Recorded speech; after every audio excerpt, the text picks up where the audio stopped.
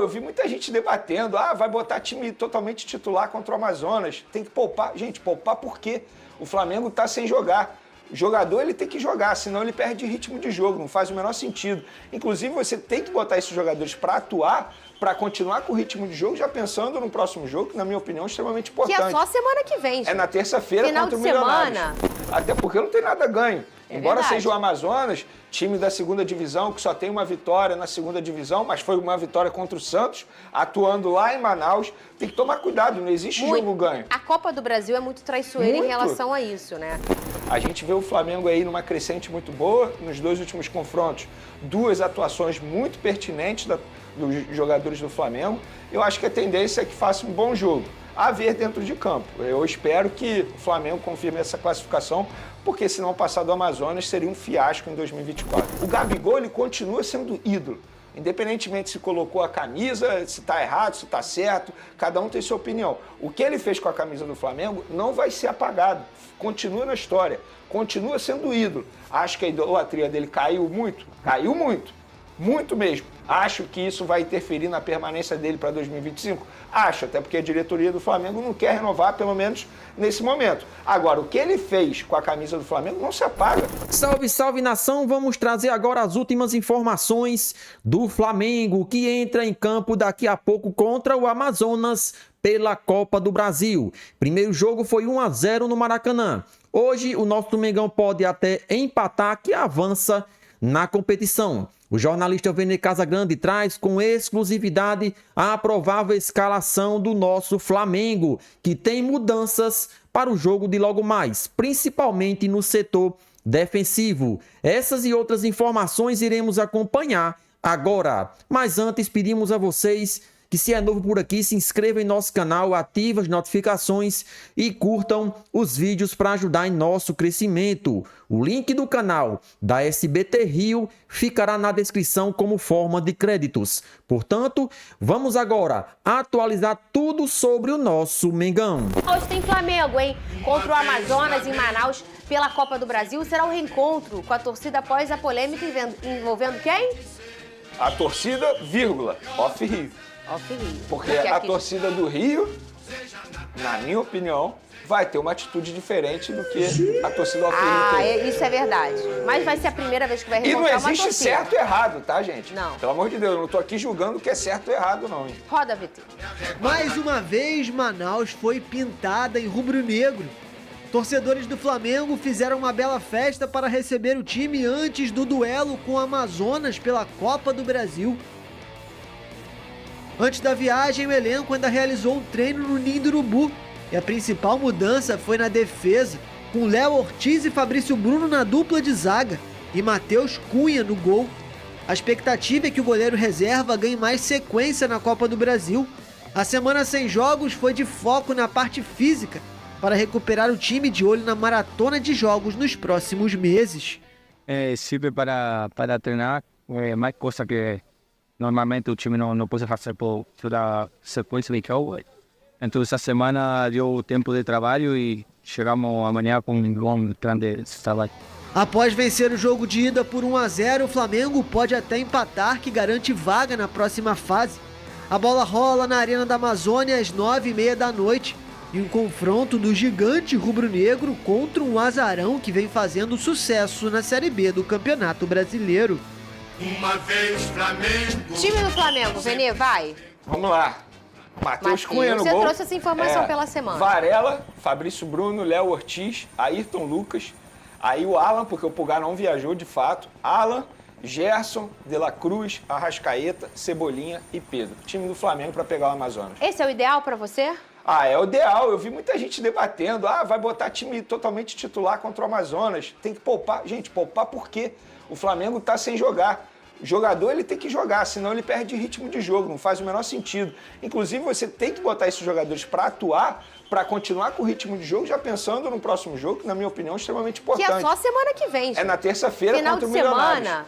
pessoal pode não estar lembrando. Não tem jogo Não tem de futebol. jogo. Aí você vai ficar poupando, aí vão ficar mais de 10 dias sem entrar em campo, aí quando entrar em campo vai ficar sem ritmo de jogo. Não, tem que botar para jogar, é o time ideal, até porque não tem nada ganho. Embora verdade. seja o Amazonas, time da segunda divisão, que só tem uma vitória na segunda divisão, mas foi uma vitória contra o Santos, atuando lá em Manaus, tem que tomar cuidado, não existe jogo ganho. A Copa do Brasil é muito traiçoeira Muito. em relação a isso, né? E, assim, a gente vê times, e a gente sempre fala isso aqui, são personagens que estão jogando o jogo da vida.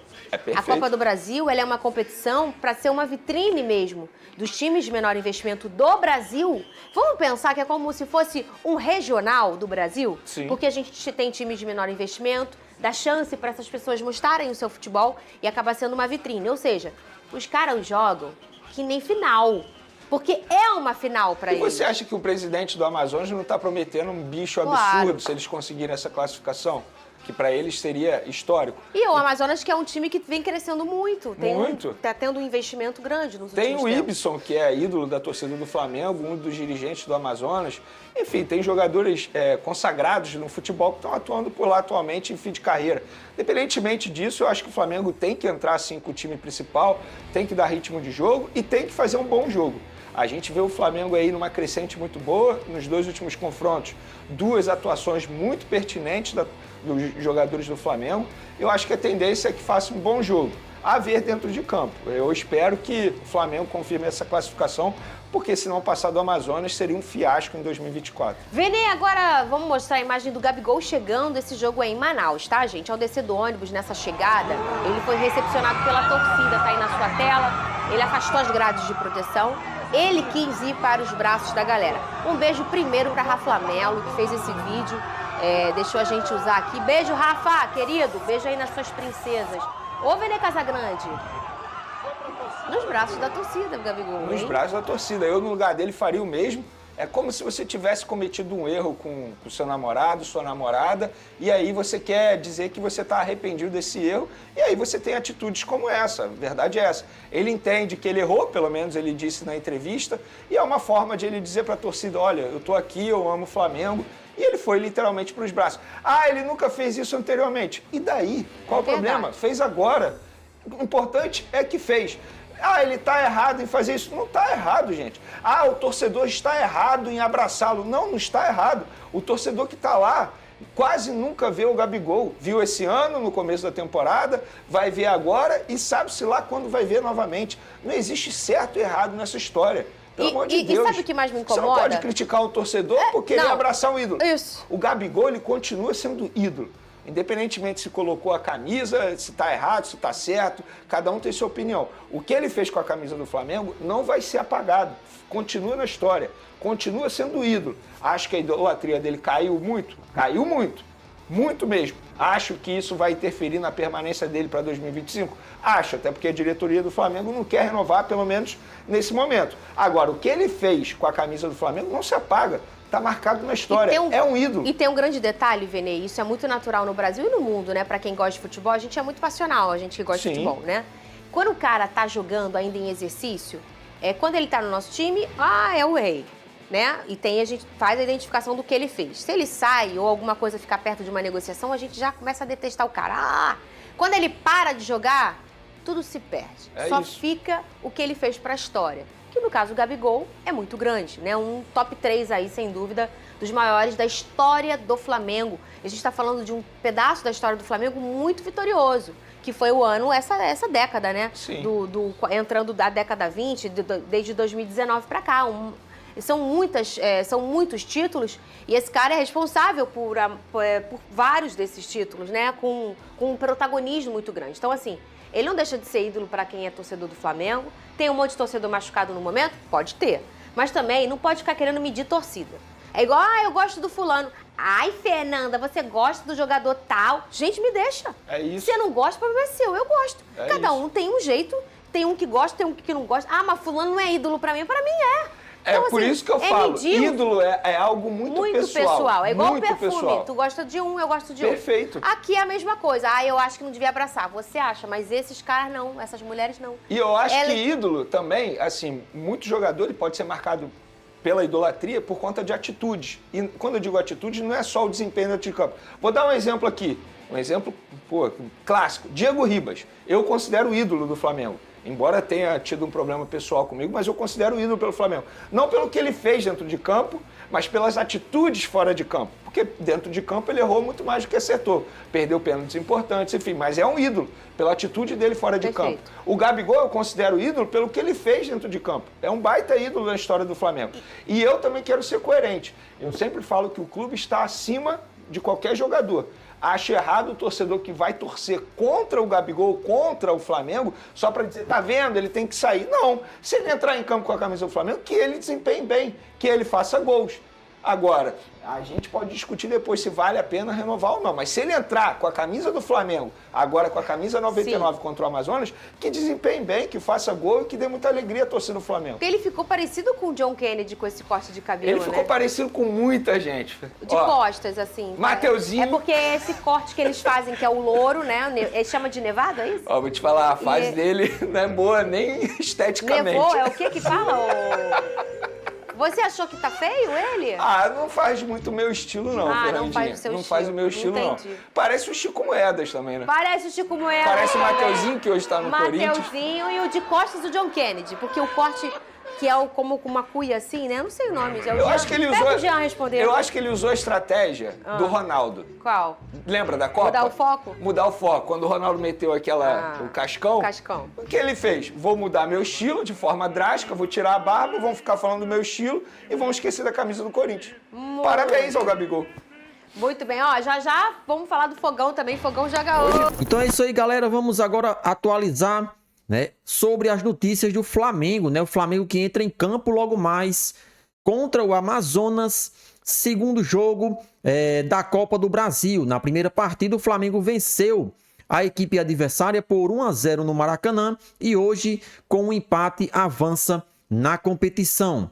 Iremos trazer a provável escalação, né? A dupla de zaga hoje será formada por 2 jogadores do Bragantino, isso mesmo, Fabrício Bruno e Léo Ortiz. Este último foi destaque no time paulista e que inclusive saiu como um dos melhores jogadores. E o Flamengo conseguiu contratá-lo nessa janela de transferência e hoje tem o privilégio de colocar esses 2 excelentes jogadores para formar a dupla de zaga, né? Então, vamos agora aqui atualizar, né? Falar um pouco sobre esta partida essa que o Flamengo está sendo bem recebido, né, pelo pessoal de Manaus, já que, por mais que Gabigol tenha sido muito criticado por vestir a camisa do Corinthians, ele foi um dos jogadores mais ovacionados na chegada do time carioca para fazer essa partida contra o Amazonas. Fabrício Bruno e Ortiz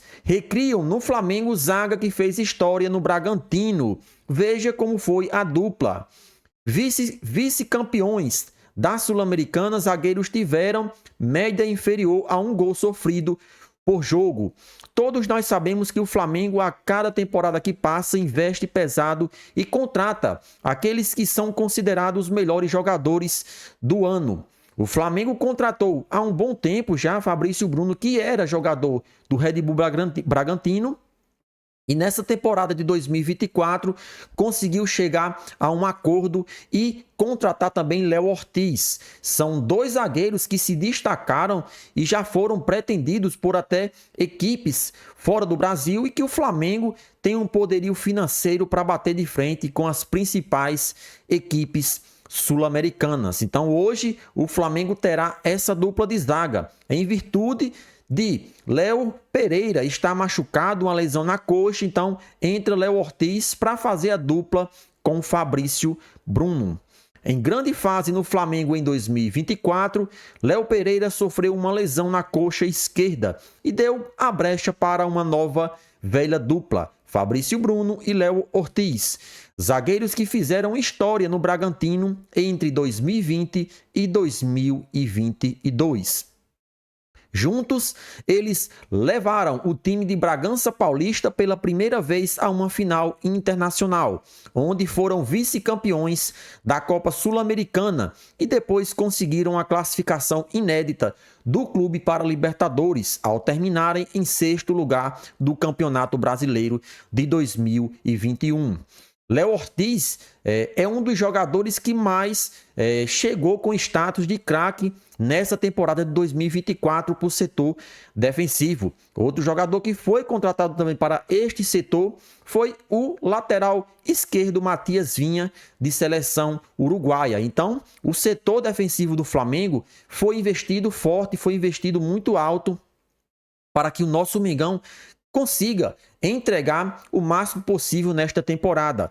Conseguiu ter êxito no Campeonato Carioca, foi campeão, mas o início do Brasileiro, principalmente esse início de fase de grupos da Libertadores, deixou muito a desejar. Agora, o time, aos poucos, vai retomando a evolução rubro-negra contra o Corinthians, contra o Bolívar no Maracanã. São partidas essas que devemos utilizar como parâmetro e fazer com que se repita mais vezes, inclusive hoje contra o Amazonas.